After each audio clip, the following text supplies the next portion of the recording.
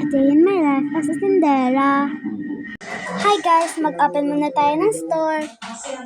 Open tayo guys. Problema, ipinasumiti na sa kanilang boda ang kopya ng kanilang driver's license. Ayon kay DSWD Secretary Rex Gatchalian, kinausap na rin niya ang mga funeral boda para ayusin at sumiti ang mga wala sa listahan. Okay guys, naka-open na tayo ng tindahan. Mag-antay na lang tayo ng mga customer. Kunin na natin yung list para makita nila. Konsulta ito ng DSWD at ipakukwenta sa ng gobyerno. Yung mga tinde ko. Ang iba pang nasa transport sector at nasa labas ay umuwi ang mga nabigyan na.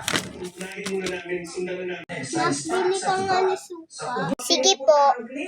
Ay, wala pala suka doon. Pagkain mo natin. Masusunod po. Ito na yung mga paninda natin. Ito yung money natin. Nabili nga po. Ay, ano yon? Ito yung tinda. Meron po kayong ano dito. Pabili po ng Hansel at Pita. O sige. Kuha tayo ng Hansel guys. Hansel and Vita. Find natin guys. Ito yung Hansel.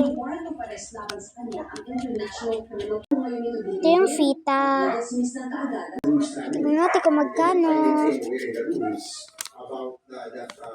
10 and 10. Okay. Bali 20 be. 20 po. Ito po. Wait lang Guys, magkano yun? Minus nyo nga kung matalino kayo. 100 minus 20.